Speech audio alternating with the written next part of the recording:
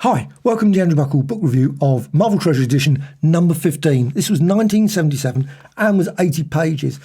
If only it had been 100 pages, it would have been brilliant because it would have included the first story of Red Sonja. Instead, 80 pages, they included just 24, issue Conan 24.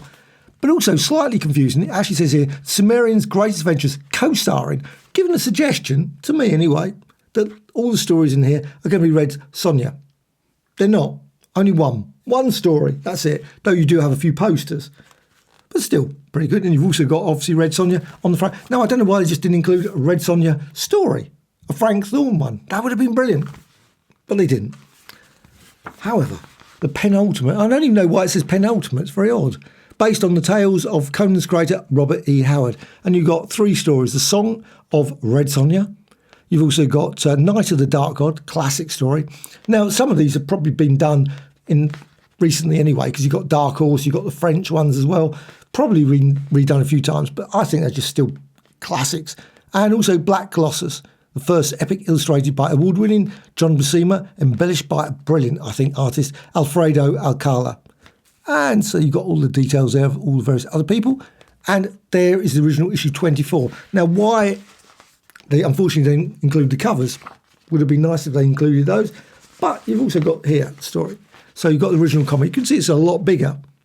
Doesn't mean it's always better, of course, but it's fairly reasonable. I think but it's not as sharp. You can definitely see the quality is just not superb. I mean, it's okay. But also change of colours for some weird reason. It's very odd. You've got various, and also some of the characters you can't make out so clearly at the back. Quite a bit harder to make, but they have definitely changed some of the colours, and I'm just going to point out things like here, yellow, blue. Why did they do that? Very strange. But anyway, just put the original down. I don't want to end up damaging it too much. Probably have damaged it already. It's actually decent condition. My one, when I bought it years and years ago, wasn't, but that one is actually quite a nice addition. But still, this one, you got Red Sonja. Of course, as always, Red Sonja, Sonja. Why they called it Red Sonja on the top there, very confusing. But still, surely it should have been said with the J, would have been make sense. But still, of course, there's a good old battle, as always. Always. And, of course, Conan and Red Sonja. That doesn't, of course, go... But this is the thing I loved. I love these sections. It's just this little panel. I mean... Well, a page, just beautiful artwork. Not the sort of thing you'd actually see often in like Fantastic Four or Spider-Man, those sort of things. But here, quite a few of those sort of absolutely glorious pages. And I always love that. I always found those sort of things. How many rooms were piled high with all the bits, all that thrown over the floor? Do magicians or weird sort of characters always want to throw all their stuff over the floor? Very strange. And, of course...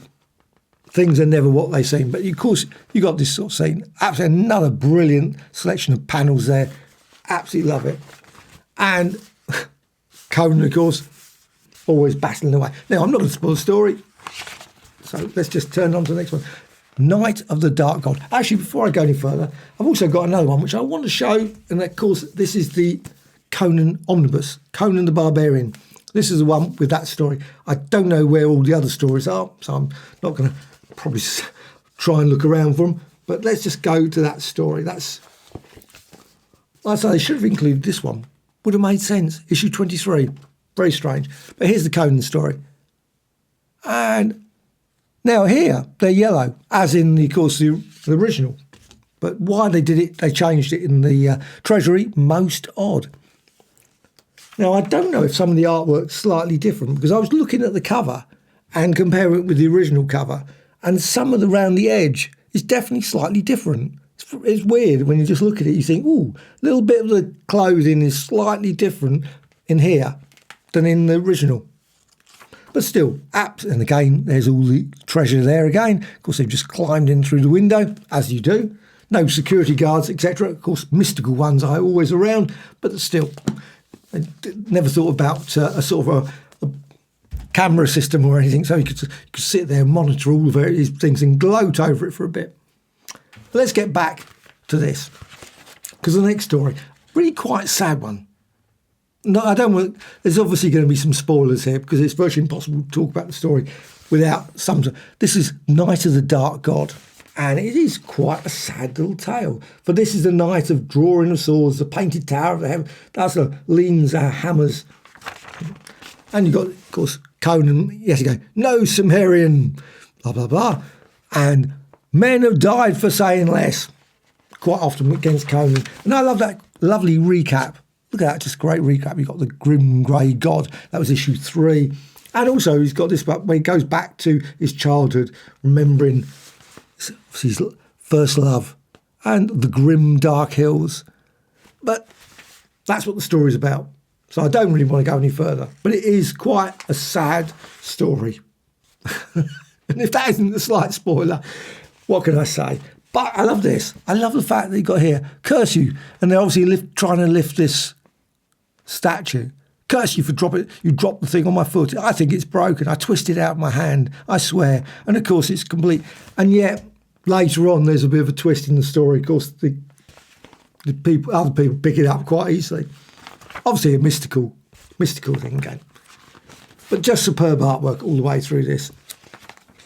And Conan there looking, waiting on. There's a scene there, obviously some drunken scene.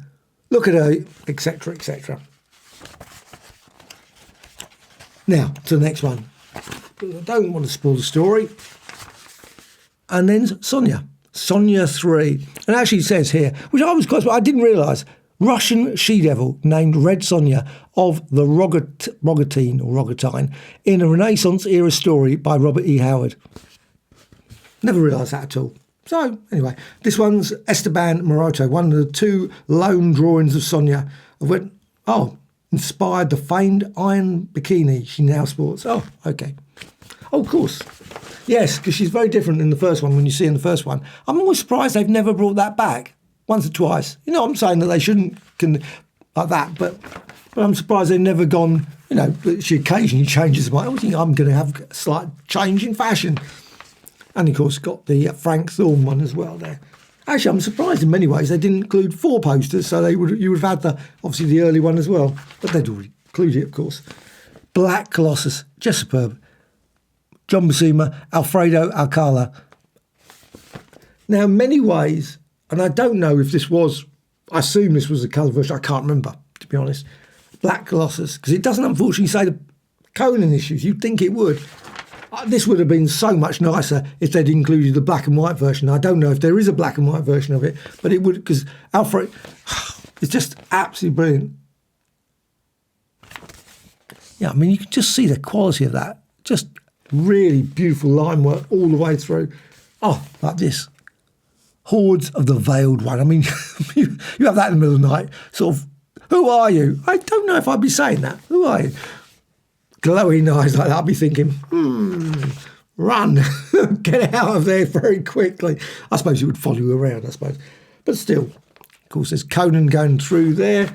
And Princess. Of course, the character's Princess. As always, Conan is always joining. For someone that always goes around, obviously being a general barbarian and he's often quite a member of various armies and whatever, and always within about 3 days, he's always running the place. Shows the rest of the army are not very good. And then by then, of course, he's obviously there.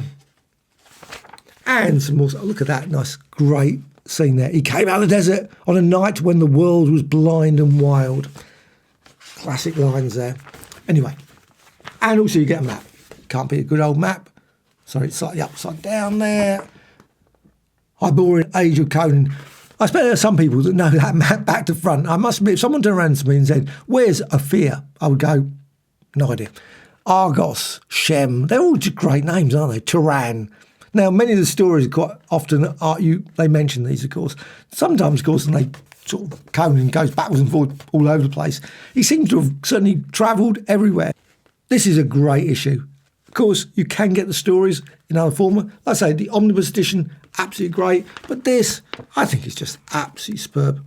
Very nice. And you can see it's a large format version and really nice quality.